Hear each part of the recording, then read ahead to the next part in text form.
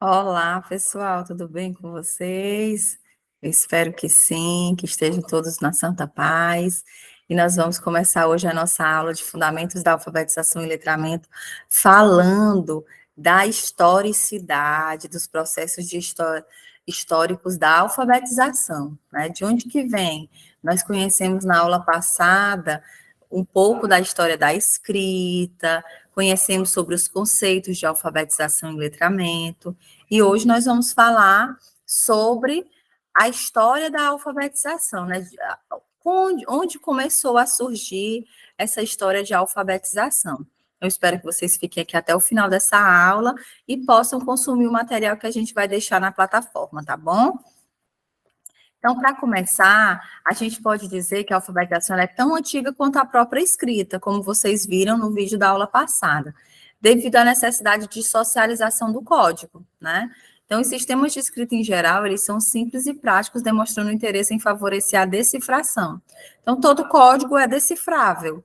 E aí, esse processo de decifração do código, ele já já gerava o processo de alfabetização ainda, né, no início da escrita. Então, a escrita, ela é um fato social, daí a necessidade de ser conhecida pelos sujeitos sociais. Existe uma articulação direta da leitura e da escrita, aquilo que é escrito é decifrável, né? Então, é legível, e o contrário disso é justamente a possibilidade de codificação, né? Que é a própria escrita. Uma não existe sem a outra, daí a necessidade da alfabetização. E a escrita, ela se constitui de sistemas de formas gráficas, né? Ela é o registro de, de um pensamento, de uma música, de uma fábula, de uma história, de uma receita. Então, ela é a forma gráfica daquilo que se pensa, né? Daquilo que se quer comunicar. E a escrita, a gente já sabe que ela surgiu como contagem, um sistema de contagem para registro da produção e do comércio, né? Então, assim, pela necessidade da sociedade, houve a necessidade de sistematizar um código, e esse código foi representando letras, sons, e, consequentemente, foi se constituindo um alfabeto, né? Então, antigamente, na época da escrita primitiva, ser alfabetizado era saber ler o que os símbolos significavam e ser capaz de escrevê-los, né? Quando a gente fala em símbolos, a gente fala ainda naquela escrita anterior ao sistema de escrita alfabético que nós temos hoje, convencionado, tá bom? Assim, a invenção da escrita também já incluía algumas regras de alfabetização. E, por exemplo, na aula que vem, nós vamos falar sobre propriedades do sistema alfabético, do sistema de escrita alfabética. E vocês vão perceber que algumas regras, né, algumas propriedades que são regrinhas, elas precisam de fato ser compreendidas para que haja a apropriação desse sistema de escrita pela criança ou pelo adulto que está em processo de alfabetização. E aí, só para relembrar também, que a gente já deixou lá no vídeo para vocês assistirem, no vídeo de sensibilização da aula passada, que o surgimento da escrita de maneira autônoma, ela aconteceu lá na Suméria, né, no Egito, ali também na China, entre 3.300 e 3.000 antes de Cristo. Olha só, gente, quanto tempo. Todos os demais sistemas de escrita foram criados a partir do contato com outros sistemas, né?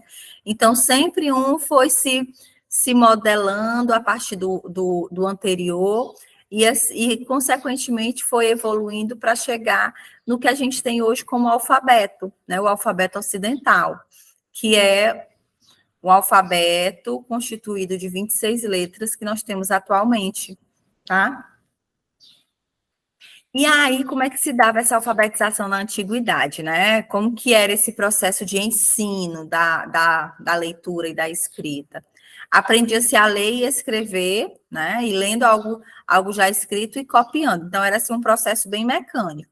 Primeiro, a leitura de palavras, depois, em segundo lugar, a leitura exaustiva de textos famosos. Então, essa leitura ela era replicada, triplicada o tempo todo, né?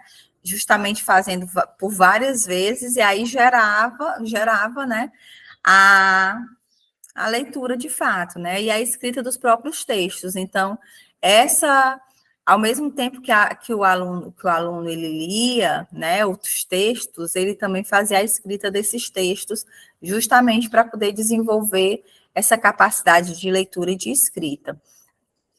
Então, o trabalho de leitura e de cópia era o segredo da alfabetização, né? Então, e essa aprendizagem acontecia, lógico, por transmissão de conhecimento. Então, era só o professor, né, que estava ali, falava para os alunos repetir, mostrava para os alunos repetir, era bem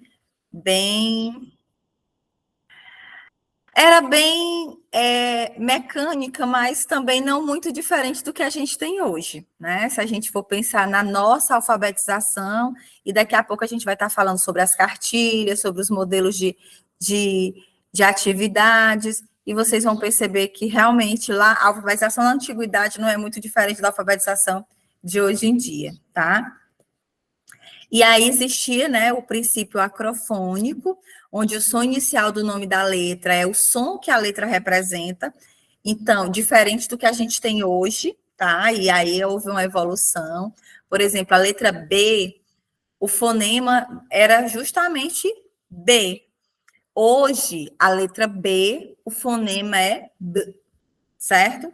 Por quê? Porque se fosse B, juntando com A, não ia ficar BA, ia ficar BA, certo?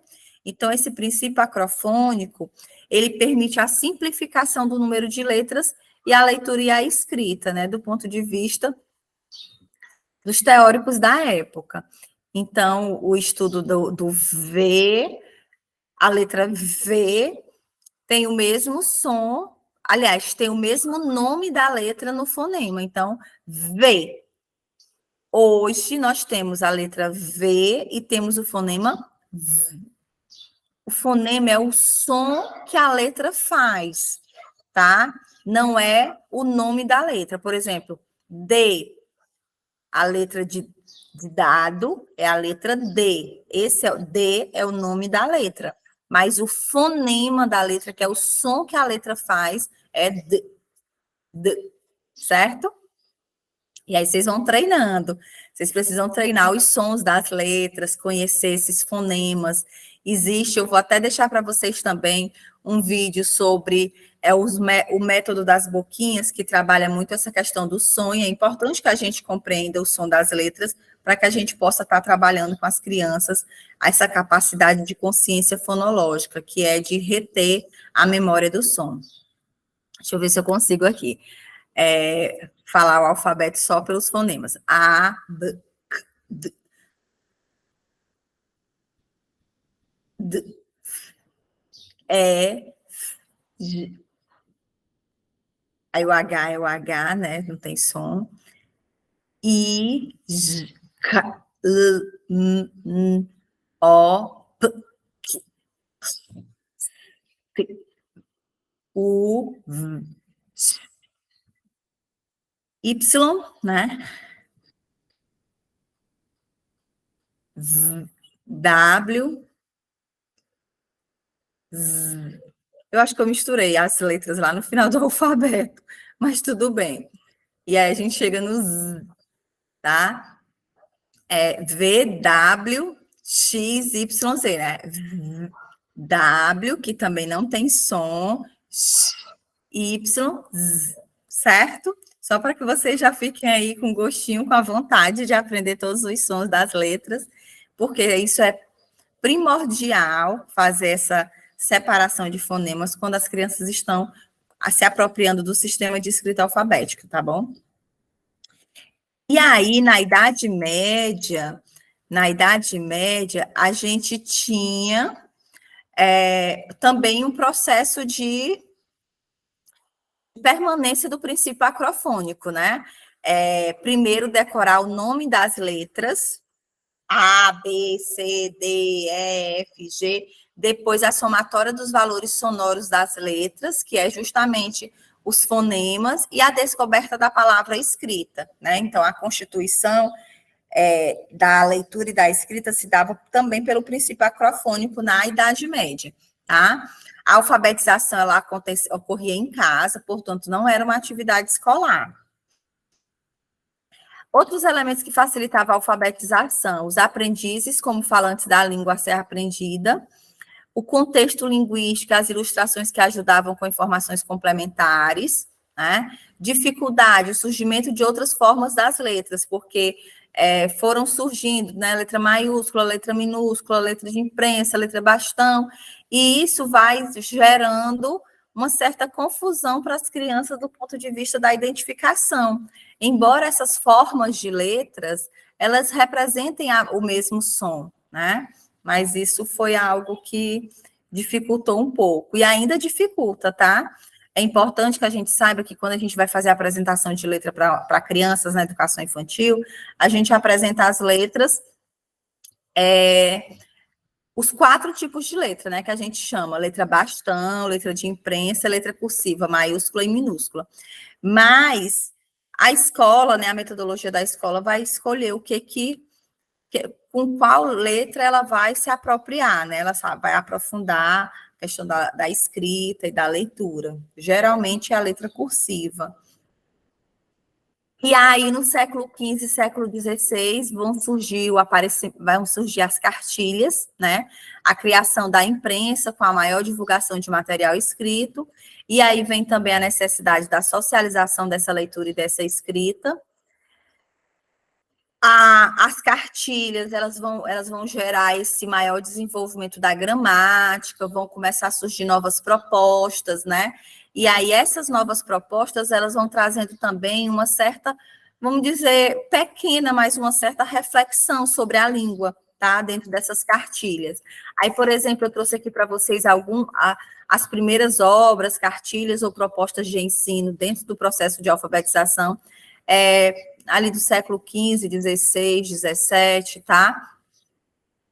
A gente tem Jan Hus, com um conjunto de frases de cunho religioso, então tudo que o processo de alfabetização se dava com essas frases, né? Valentim e Kel Summer, do mesmo cunho, mas incluindo listas de sílabas simples. Então, ao mesmo tempo que se trabalhava com a leitura exaustiva de frases religiosas, também se incluía as sílabas simples, né? Ba, be, bi, bo, bu, ma, me, mi, mo, mu. E aí depois, no século XVI, com Comênios, a gente vai ter a ideia genial, né? Porque Comênios assim, veio arrebentar com a pedagogia, com a educação, e também veio influenciar a alfabetização com a ideia de lições acompanhadas de gravuras. E qual é a sacada, né, dessa ideia, dessa obra do Comênios? É justamente fazer com que haja relação significado e significante.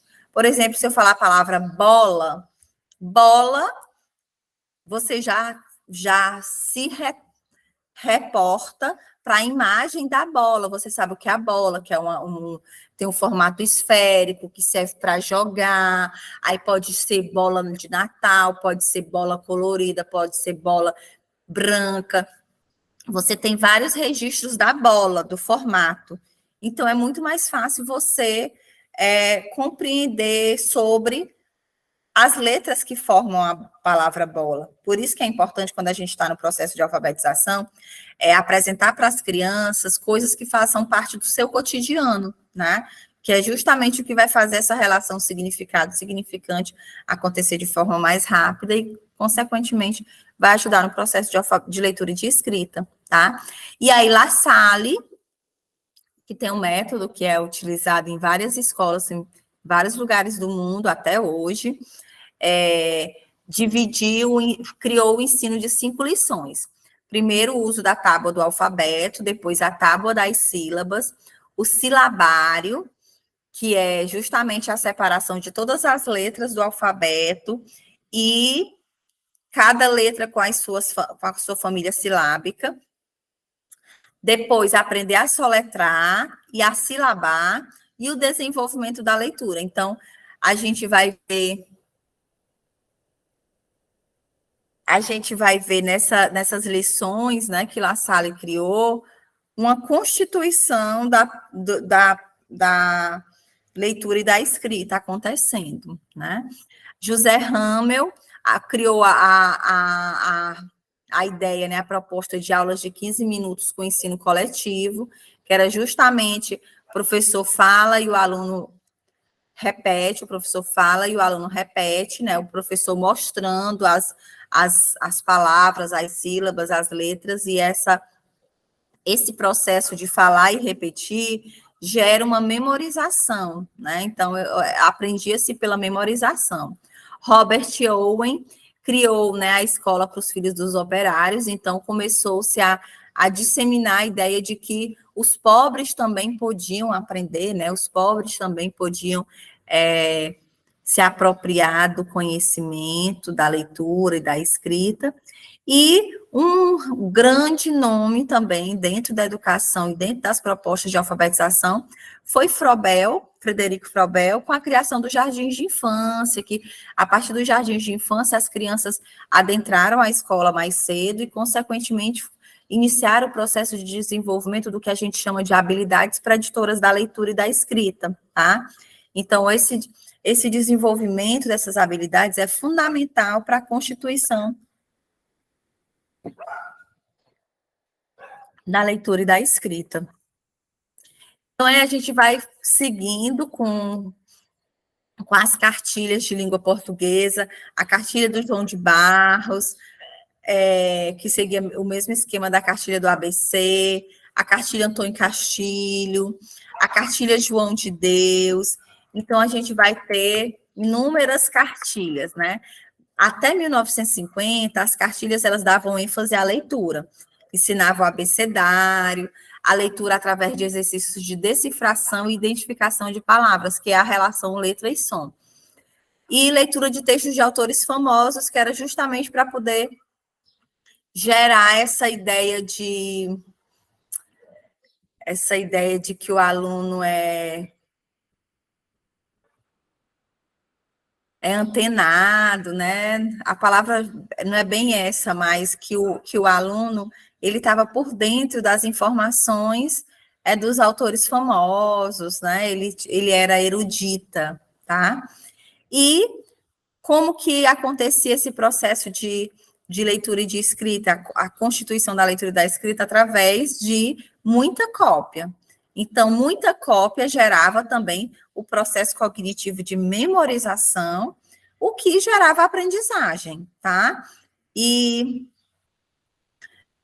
a partir de 1950, a cartilha ela já vai diferenciar do ponto de vista da leitura e da escrita, né? Até 1950, ela tinha como base a leitura, então as cartilhas estavam lá com o abecedário, com as sílabas, com as palavras, com as frases, com os textos, sempre com foco na leitura. A partir de 1950, com o processo de democratização do acesso à escola, né, começou a se dar ênfase à escrita, né, à produção escrita. Então, ao mesmo tempo que tinha lá as palavrinhas para ler, mas também tinha que escrever. Então, essas cartilhas, elas deixam de ser aquelas cartilhazinhas pequenininhas, que eu não sei se vocês tiveram contato, né? As cartilhazinhas pequenininhas que era só de leitura, e passam a ser livros didáticos, né? Passam a trazer exercícios bem mecânicos, exercícios bem idênticos, né?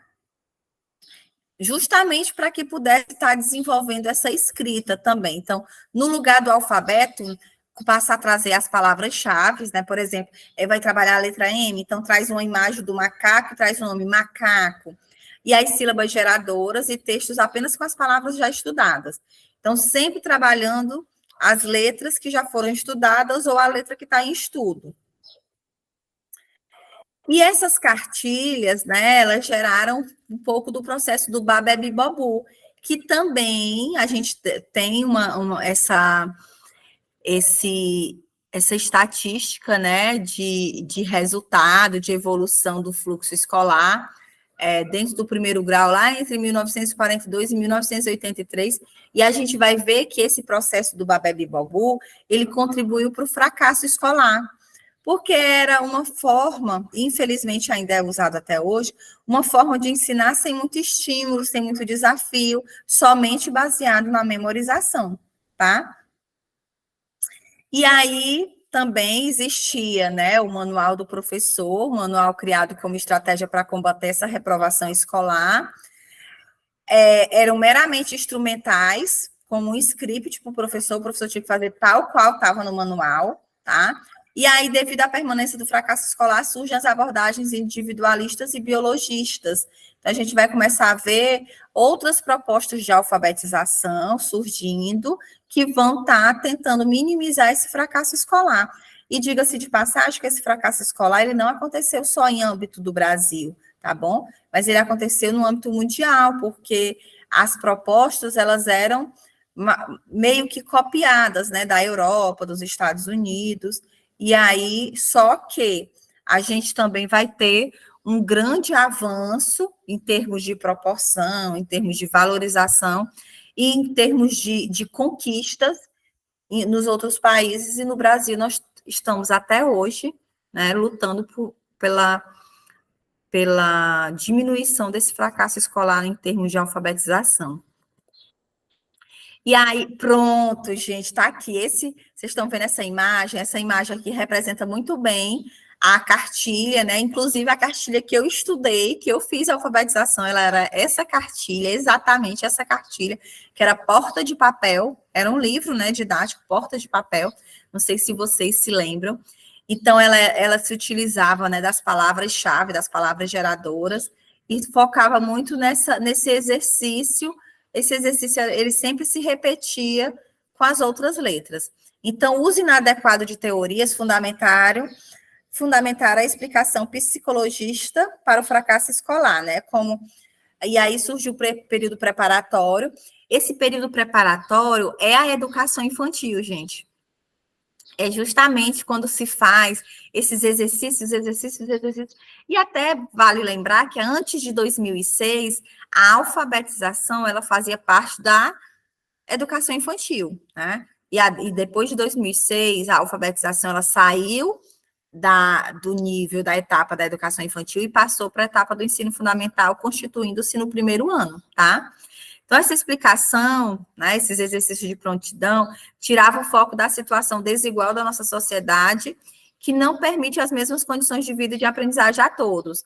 E aí a gente teve um equívoco pedagógico, psicológico, né, do ponto de vista de que esse reducionismo, né, dessas atividades preparatórias, elas geravam a capacidade leitora, mas elas não geravam a capacidade de compreensão, de reflexão sobre a língua, de pensamento crítico, e a gente vai ver isso mais na frente, principalmente na próxima aula com o enfoque da psicogênese da língua escrita, tá bom? E aí, o que a gente tem de alfabetização hoje, né? A continuidade, infelizmente, de métodos das cartilhas, porque a gente vai ver em algumas editoras livros que reformularam as cartilhas, mudaram as imagens, mas continuam com o mesmo esquema de questões. A retomada de ideias básicas como o ensino do alfabeto, das relações letra-som, dos diferentes sistemas de escrita e da ortografia, retirada dos conteúdos de gramática, né? E a criação do ciclo de alfabetização. O que é o ciclo de alfabetização? É justamente esse processo entre a educação infantil e até o segundo ou terceiro ano do ensino fundamental, que é o que a gente chama de ciclo de alfabetização, que é o período propício para a alfabetização das crianças, tá? Então, na escola, existem, né, e ao mesmo tempo que são criados constantemente vários pacotes aplicados à alfabetização, também existe uma certa crítica a essas políticas públicas, né, que são criadas. A gente precisa entender que há uma necessidade gritante da necessidade da formação do professor. O professor alfabetizador, ele precisa estar em constante formação para que ele possa estar se aperfeiçoando pedagogicamente, psicologicamente, linguisticamente. E aí, um grande avanço dentro dessa perspectiva da alfabetização, a nível de Brasil, foi o reconhecimento da obra do Paulo Freire, né? Lá na década de 70, com o método criado para os jovens e adultos, mas que também pode ser utilizado características desse método de alfabetização no ensino das crianças. E aí, Moraes diz que, para quem acompanha o trabalho realizado nas salas de aula da grande maioria das escolas públicas brasileiras, sabe que ainda continuamos a utilizar os velhos métodos, ou quando os professores se propõem a novas práticas de leitura de texto, verifica-se que há pouca atividade de produção de textos, sempre recaindo na apresentação das famílias silábicas ou no treino das relações fonema-grafema. Minha gente, eu tenho que dizer para vocês que o Moraes está coberto de razão. E ele falou isso em 2012, mas até hoje isso se repete. Mesmo que a gente se utilize de novas práticas de leitura de texto, a produção, a escrita por parte das crianças de maneira espontânea, elas têm deixado a desejar muito. E aí, no Brasil, né, a gente falou da alfabetização assim, de uma forma mais global. No Brasil, a alfabetização tem os seus primeiros registros na educação brasileira. Aliás, os primeiros registros sobre a educação brasileira datam de 1554, na época dos jesuítas, no período colonial. Em 1759, os padres foram expulsos do país e suas escolas tinham matriculado menos de 1% da população, 0,1% da população, vocês imaginem? Só os filhos dos ricos, claro, né? E aí as primeiras tentativas de organizar a educação do país começaram em 1876 e coincidiram com os movimentos pela formação da República. Nesse período, foi marcado pela implementação dos primeiros métodos de ensino de leitura, com base em abordagens sintéticas, como o método alfabético. Então, dentro dessa, que a gente poderia chamar de primeira fase, né, assim, da alfabetização, os primeiros registros desse processo de alfabetização, ele aconteceu muito parecido com o que aconteceu a nível de mundo, né, com essa abordagem sintética, que a gente vai ainda falar sobre os métodos de alfabetização e explicar cada um deles, tá? Mas é importante que a gente saiba que o método sintético parte da letra, né, trabalhando a letra. E aí a segunda fase da alfabetização no Brasil começou em São Paulo, depois de 1890, com os professores que defendiam a importância da pedagogia, o como se ensina, né? Aí vem um pouco do conhecimento do João Comênios, né? João Amós Comênios, que vem falar sobre o ato de educar, o ato de ensinar. E aí vem um pouco da defesa dos métodos analíticos, que já é uma proposta mais alternativa para a mecanização. Essa visão moderna gerou uma disputa acirrada entre esse grupo e seus adeptos das abordagens mais tradicionais. O termo alfabetização foi criado, mas o foco permaneceu em ensinar os alunos a ler. A escrita ainda estava muito ligada à caligrafia. Gente, caligrafia, vocês fizeram caligrafia? Então, a caligrafia era muito... nessa época, né, da segunda fase da alfabetização no Brasil, a caligrafia era... Os livros eram só caligrafia, né? As atividades eram só caligrafia, era justamente só o exercício de copiar. E aí, o exercício de copiar gerava a memorização, que, consequentemente, gerava a capacidade de leitura, leitura simples. A terceira fase da alfabetização começou por volta de 1920, quando os professores começaram a rejeitar abertamente os métodos analíticos, que se tornaram obrigatórios na segunda fase. E foi nesse período que nasceram os métodos mistos e os testes de ABC para medir o desempenho dos alunos. Testes de ABC do Lourenço Filho surgiram nessa época. E aí, esses métodos mistos é um método que engloba tanto os métodos sintéticos como os métodos analíticos, né? Faz, assim, um pouco de uma salada de frutas para poder buscar esse processo de alfabetização. Na quarta fase, que acontece por volta da década de 80, né, de 1980, a alfabetização brasileira foi marcada por mudanças sociais e políticas que resultaram na restauração da democracia. Nesse período, foi um período que surgiu o construtivismo, né, um novo paradigma diferente da tradição behaviorista, da pedagogia tradicional, e aí vai surgir também a Emília Ferreiro, a Ana Teberoski, a Magda Soares, o Paulo Freire, que já vinha sendo discutido e trazendo um pouco sobre essas ideias mais transformadoras do ponto de vista social no Brasil, né, e consequentemente vai gerar uma nova proposta de alfabetização. Na década de 90, o sistema educacional brasileiro cresceu e se tornou cada vez mais universalizado, né? A matrícula passou a ganhar mais acesso. A intenção era permitir que o Brasil fosse competitivo em um contexto global e digital. O acesso à escola em todos os níveis de educação aumentou consideravelmente. O país pôde dizer com orgulho que quase todas as crianças já estavam na escola. Então, essa conjuntura é bastante parecida com a situação que a gente tem hoje nas nossas escolas, né? Uma luta, uma busca ativa, várias políticas públicas de incentivo ao acesso e à permanência dos alunos na escola. Magda Soares diz que a alfabetização é um longo processo circunscrito entre duas vertentes indissociáveis, que é a aquisição do sistema de escrita e sua efetiva possibilidade de uso no contexto social, que é o quê, gente? O letramento. Mais do que conhecer as letras, as regras ortográficas, sintáticas ou gramaticais, o ensino da língua escrita requer a assimilação das práticas sociais de uso, contribuindo assim para a conquista de um novo status na sociedade. Então, essa alfabetização não é algo simples, não é algo que a gente vai conseguir vencer com as cartilhas, vencer com as caligrafias, né, com o ensino mecânico. Então, a gente precisa pensar uma alfabetização voltada para essas questões de uso social, né? A capacidade de usar a alfabetização, a leitura e a escrita num contexto mais social. Então, a Ana Teberoski diz que os objetivos pedagógicos que propomos para a alfabetização estão além da possibilidade de decifrar um simples bilhete. Pretendemos que os alunos terminem a escolaridade obrigatória sendo capazes de ler literal e criticamente textos alheios, de reproduzir, variar e chegar a criar os textos, adaptando-os aos diversos propósitos comunicativos.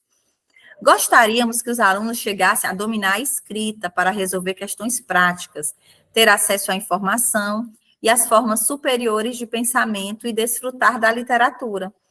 Além dos usos sociais da escrita, os alunos também deveriam chegar a dominar os usos sociais das distintas formas notacionais que se utilizam em nossa sociedade, gráficos, esquemas e ícones convencionais.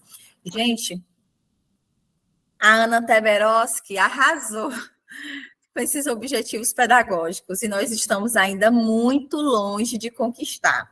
Mas o caminho vocês já iniciaram, que é o do conhecimento, das leituras, e aí eu quero convidá-los para assistir a próxima aula, porque a gente vai estar falando sobre a Ana Teberoski, sobre a Emília Ferreira, sobre a psicogênese da língua escrita, o que elas propuseram de diferente, para que a gente possa conquistar cada vez mais a possibilidade de alunos críticos, de alunos que sejam capazes, de fato, de ler literal e criticamente os textos, de reproduzir textos, de criar seus próprios textos e de defender as suas próprias ideias, tá bom?